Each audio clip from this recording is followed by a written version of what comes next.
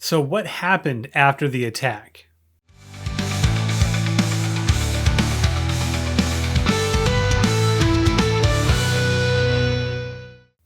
Welcome back to Writer's Theory.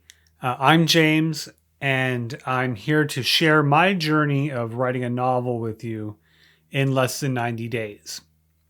So yesterday, we left off after a pretty tough scene in which our character's army unit was attacked after the war was supposed to be over.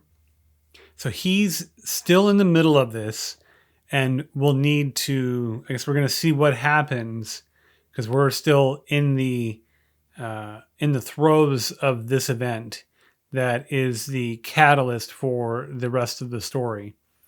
In some ways, like you could call this the inciting incident, even though it's happening in chapter 3. We're fussing with our timeline here, and we're going to try to get a narrative told in media res, so in the middle, or starting in the middle. But this is the event that puts everything else into motion. We learned that our character is not the best guy, and we kind of knew that already. Part of a group of soldiers that did not do great things. And so we're going to see what happens to them here in this scene.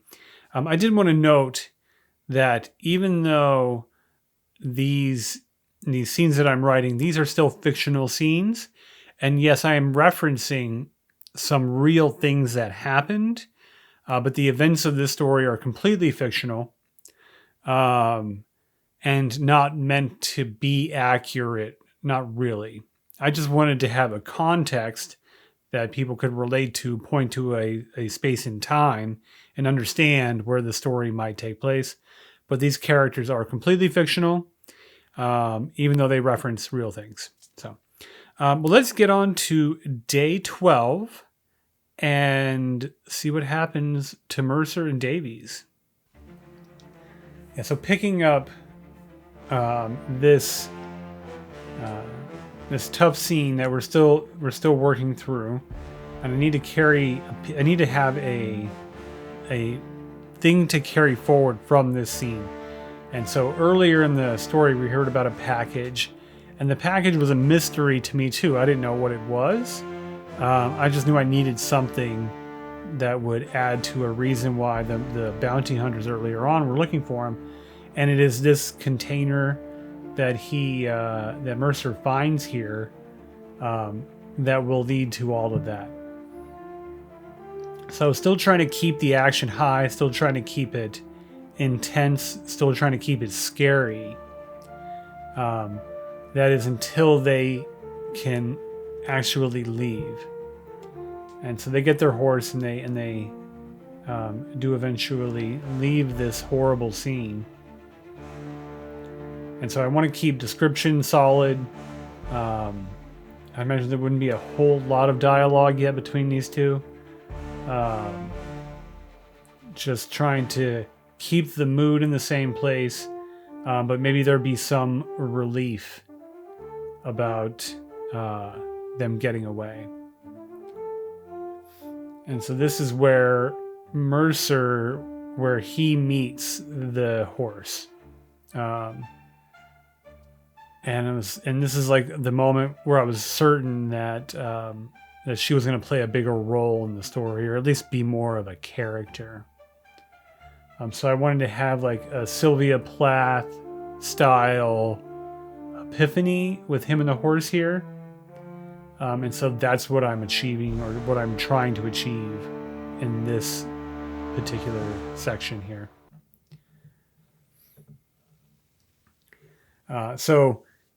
Coming off of such an intense scene, you still want to keep the tension high. Like I don't want to just drop it off, but at the same time, I want there to be a feeling of relief that at least that's over. We're not living in that much longer. And we can now carry on with our lives, whatever that happens to look like after such an event. As far as writing goes in my style here, I'm still working in beats. I still find time to make dialogue impactful that will still carry the story forward. But it's a lot of action. It's a lot of the characters interacting with each other, interacting with the environment, and describing things as all of that happens. And those things combined bring the narrative forward. So that was our inciting incident, or the best that I can identify right now. And we're going to see what happens what happened rather, as a result of that incident. So here's the second part of day 12.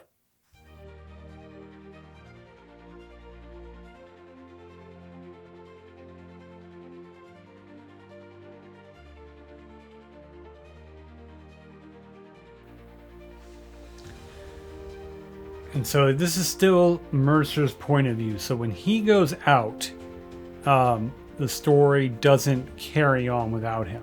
So if he passes out, goes to sleep, I don't have more to say without his point of view, even though we're still limited and we don't know exactly what's happening in his thoughts and his point of view.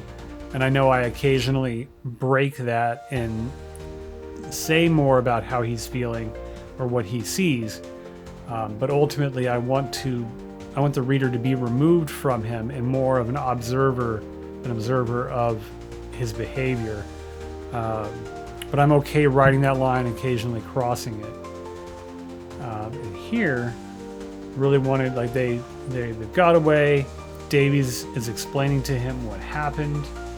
So I'm really focused on the dialogue here and trying to keep the dialogue first readable and still have some notion of style and dialect happening, because you want to be careful. You don't want to like go too deep into an accent that then makes the text hard to read or understand.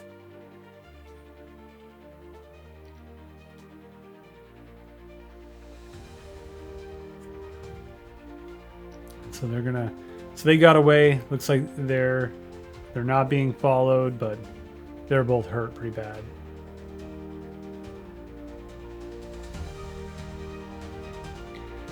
I only wrote 616 words today. My goal is 1,000. So sometimes, you're not going to get to the daily word count that you establish for yourself. I certainly didn't here. And just not every day is going to be that way. And that's okay, because you just come back to the story when you can. So if you're having an off day, you're sick, you're too busy, something comes up, and you don't accomplish your goal for that day, well, you have tomorrow, and then you work toward that goal tomorrow. And you don't want to beat yourself up over missing a goal, because if you get upset with yourself, then you tend to build a negative feeling about the project, and then it becomes a pressure and it becomes something not enjoyable. And we need to be having fun while we're writing. We need to look forward to our time at the keyboard, and being upset with ourselves about missing goals just tears that apart. So if you miss time writing, don't beat yourself up over it. You're going to get back to it tomorrow, and you're going to keep your story going forward, and eventually you're going to type the end. So I didn't beat myself up over this, and I will carry on writing. So that's fine. So today's line of the day is: they stared in this fashion for a period beyond the measure of time and understanding. It was a place of all things where thoughts and matter merged and came apart again. And so this comes back to that moment that Mercer has with the chestnut mare, and kind of that epiphany moment of just really understanding another living being. And I don't know where I'm taking this, but I felt like writing that. I hope it's not too much and it's something I feel like takes away from the story as a whole later. But I thought that was super cool. And I hope that readers do as well. So, what are some fun metaphors or examples of moments like this that you wrote or read or just loved? So, tell me about your favorite epiphany or metaphor moments. So, tomorrow we are going to jump into what happens to these gentlemen as now they're free of this violence, but they have to deal with being wounded and on the run. So come back tomorrow and we'll carry on with this journey. Like and subscribe. And if you want to be notified, click the bell. And I'll see you tomorrow.